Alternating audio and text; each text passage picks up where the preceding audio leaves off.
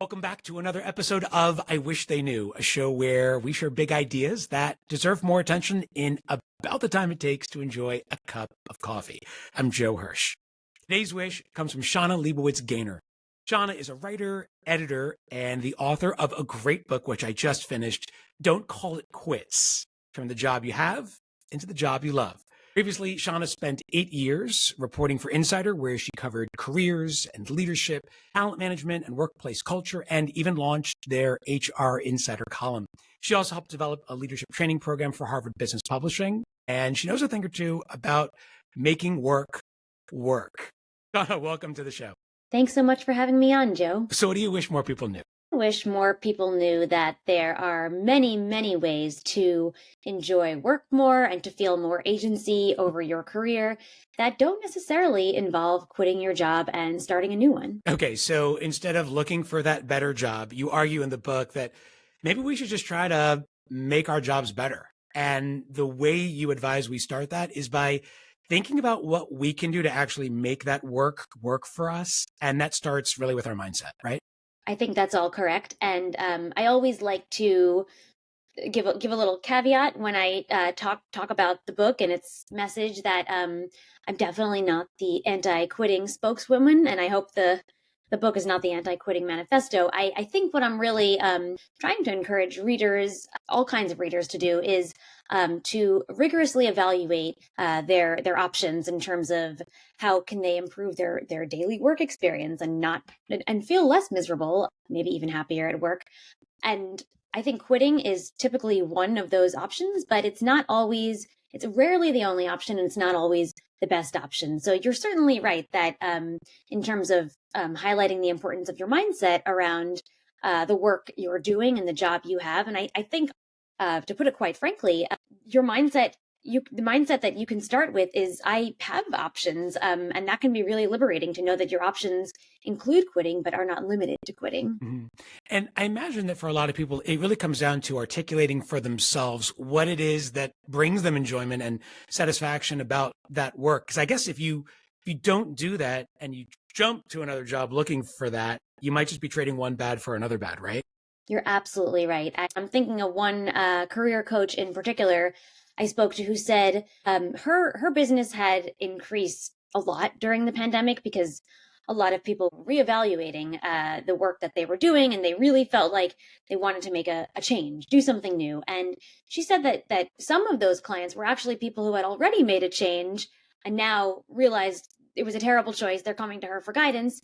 And she identified, one of the big reasons that these people ended up unhappy in the role they chose, the new role they chose during the pandemic, is because they didn't do exactly what you said, Joe, that they didn't do that introspection step, trying to clarify for themselves, well, what is it that, not just what is it that I hate, what is it that I enjoy? What do I want to be doing? What am I seeking out of work? And I'll be the first to say these sound like very, very simple, straightforward, almost silly questions, but I don't think most of us have asked them of ourselves, or certainly spent enough time thinking about them. Yeah, we have to really get reflective and not reflexive when it comes to these things, because if we just jump to the next thing hoping that it's going to be better, it's not, unless we really have that clarity, as you're saying. I like reflective, not reflexive. I've got to get that on a t-shirt. That's good. We can definitely do that. Well, I guess even if someone feels stuck and not particularly excited about the work they do, they still have opportunity, right? They can name, like you said, what it is that excites them, but they can also reframe the thing that is frustrating them, and to focus on how even a bad situation can bring better results. What are some of the ways that we can do that, particularly when it comes to learning and development?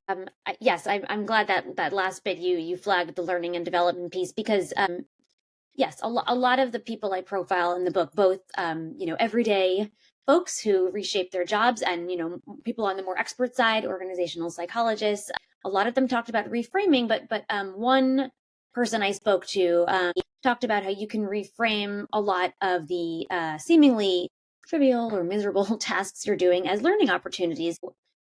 And it can be really, really get down to like the fundamental basics. So let's say you are presenting in a meeting, or even pitching something to your boss. Now, let's say ultimately you'd like to become an entrepreneur. You'd like to pursue your own thing and start your own business, you can choose to look at opportunities like that, pitching your boss, leading a meeting, presenting in a meeting, as opportunities to really hone the skills that you'll need as an entrepreneur, pitching and selling people on your idea, winning people over, persuasion. And so instead of looking at it just as, I am bored in this meeting, I'm nervous about this, I hate this, so you can actually sort of highlight to yourself the utility value of what you're doing, so to speak, because you're framing it to yourself as, well, this is a stepping stone. I'm on a path to pursuing what it is I really want, as opposed to I'm stuck or I'm stymied, just like you said.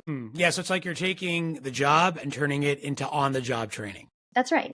So I guess that makes me wonder, especially now as I was reading through the book, that these kinds of conversations that start with ourselves, they ultimately have to end up with another person, right? Our boss. And I know for a lot of folks, that can be a formidable exercise, right? To have a conversation with your boss, outlining the reasons why you're not happy, or maybe what the boss is doing to make you unhappy. And so what in your reporting and in your studying of this topic did you find about the role of maybe having these conversations with colleagues?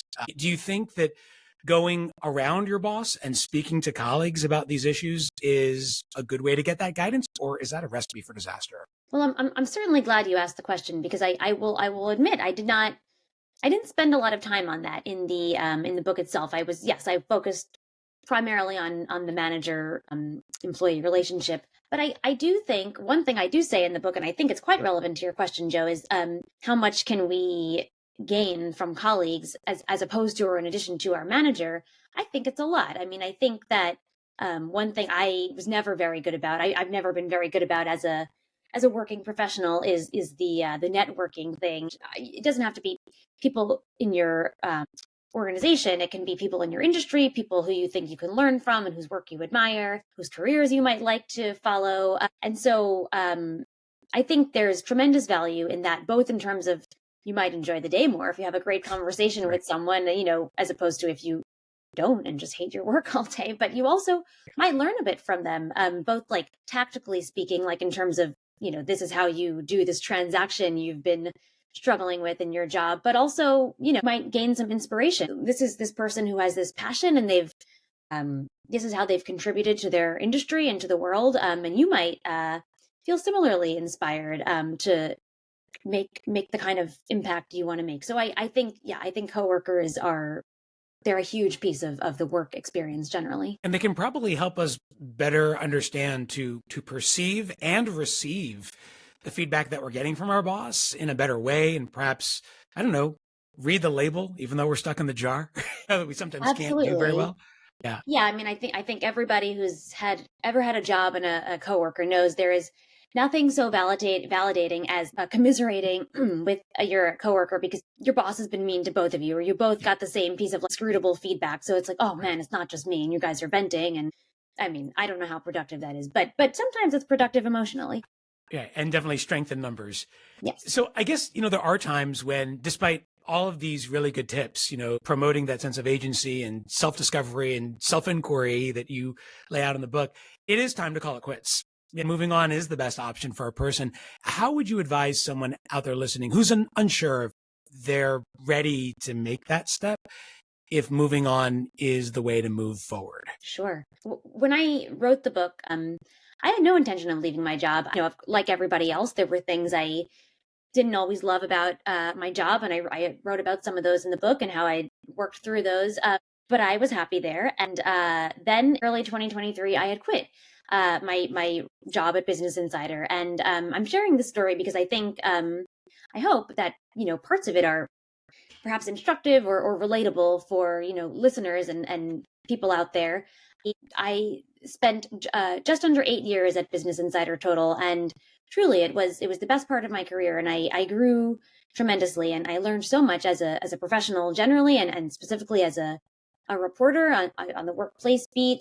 And the reason I quit is because when I was evaluating what to do, I applied a lot of the strategies and a lot of the advice I share in the book. I thought about what I had wanted out of that job when I joined the organization, and what I wanted now, and what the organization expected of a successful employee then, and than what it expected of a successful employee now. And I realized that those items which had once aligned very well did not align so well anymore. And so I felt that perhaps I could make a bigger contribution elsewhere, or somebody else could make a bigger contribution to Business Insider in my role. And so that was why I left. And I guess, what I would hope that other people would take from the story is that quitting is always an option. Again, rarely the only option, sometimes not the best option, but it can be. And so I think it's very important not to feel like you're not gritty or you're not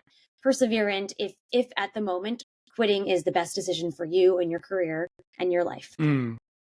I guess it really comes down to revisiting why you wanted to work for that position in the first place, and is it still working for you? Absolutely. I think you said it in a much more pithy way than I did, Joe. The book is Don't Call It Quits, and the author, and I'm glad she didn't call it quits on me for this conversation, Shana Lebowitz Gaynor. Shana, thanks for sharing your wish with us today. It's been a pleasure, Joe. Thank you.